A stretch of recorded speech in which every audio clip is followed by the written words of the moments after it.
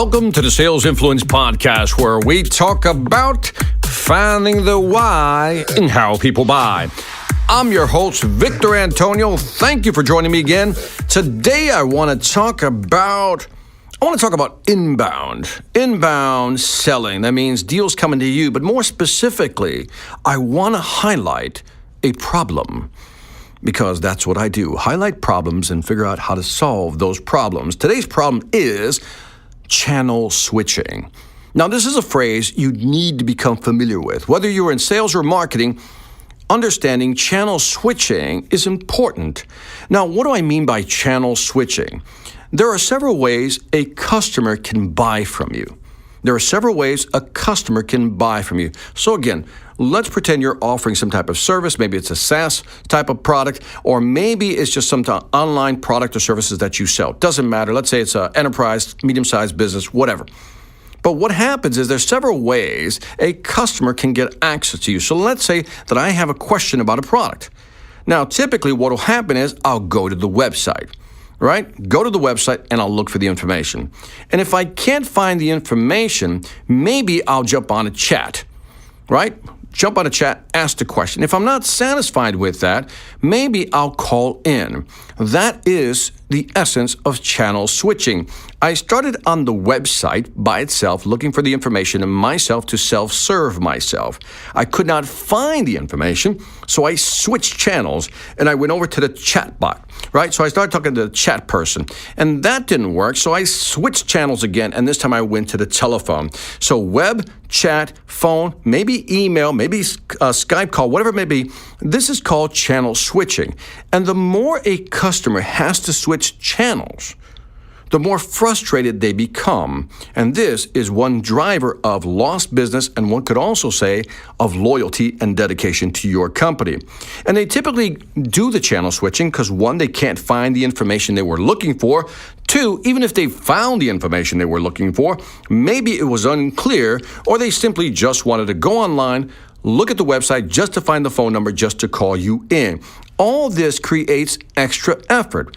Now, in the book, The Effortless Experience, there was an example of what happens, what are the true costs of channel switching.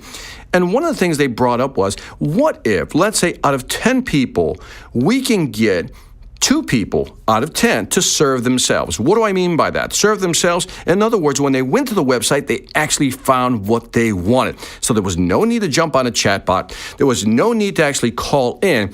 In other words, if 2 out of 10 people can self-serve themselves, find the answers for themselves on the website, how much would that save a company? And in this analysis, in the book, The Effortless Experience, they came up with certain numbers. Let's say, for example, that let's say you're an insurance company and you receive a lot of calls. And let's say the cost per call is, let's say, $4. And let's say the volume of calls you get is 500,000, right? So $4 cost, volume is 500,000. By just getting 2 out of 10 people not to call in, you can save about $141,000. If the cost per call was $6, you'll save about $211,000. And if the cost per call was $8, still based on a 500,000 call volume, you could almost save $300,000. So there are some cost savings associated with getting people to self-serve and find the answer themselves on the actual website. But so the question I want you to ask yourself is if you have a website and people are not finding the information they want and they're calling in, that's costing you time, money, and also what's happening is you're increasing frustration on the customer side. But here's some other questions I want you to ask yourself. How many people went to your website, were frustrated, and never called? These are numbers we'll never know. How many people actually visited your site, couldn't find the information, so you know what, screw this, I'm going somewhere else? In other words, how much business could you be losing online because people simply can't find the information they want clearly and easily on your website? For example, let's say that I ask you the question. Let me ask you the question. What is an average deal size for you? Write that number down or think about it. What is an average deal size for you? Let's say that the average customer who buys from you, and I'm making this number up, is $10,000. $10,000 is the average deal size of a decent customer. Could be $5,000, could be more. Doesn't matter. $10,000. That means conservatively, if you have a website where people have a hard time finding the information they need to make a buying decision, or at least a progression, a continuation, a moving forward, advancing in the sales process, if they can't find the information, they'll just leave. And if you just lost one customer per month, conservatively, that's $120,000 a year, 10,000 times 12, right? So think about this for a second, because maybe when we look at our pipeline, maybe part of our leaky pipe, or leaky bucket, as I like to call it, is the fact that we have a website that's hard to navigate and people have a hard time finding the information they need. So here's what I'd like you to do. If you can do this with your company or with your marketing team, ask yourselves the following questions. What are customers typically looking for? What are they looking for, and how do we funnel them into the information they're looking for quickly? In other words, is your website designed that people can go online and find the information they want quickly? That's one. And how easy are you making it for them to find that content? And again, look at your website and then ask yourself, what can I change? What can I change on this website to make the typical buying persona, this is an ideal client, put yourself in their position. What are they looking for when they go on the website? How many clicks does it take for them to actually get to that content?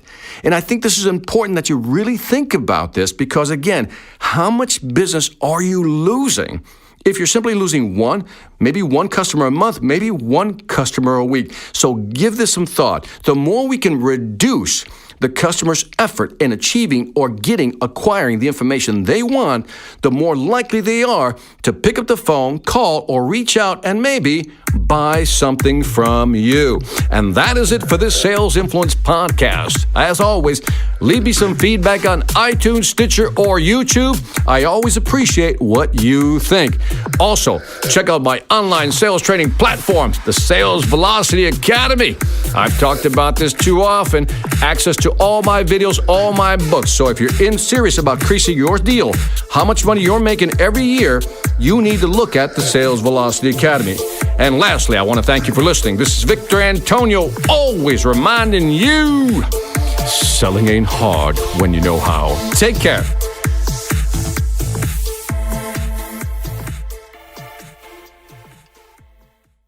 Hi, I'm Victor Antonio. I'm an author, sales trainer, and keynote speaker. I'm often asked, what makes a great speaker? Is it someone who delivers real content that the audience can use? Is it someone who engages the audience so they're part of the learning experience? Or is it someone who can motivate an audience to push them beyond their comfort zone and discover new abilities? The answer is yes. But the most important thing to remember is that I'm not there to look good. I'm there to make my client look good. Simply put, it's never about me, and it's always about them.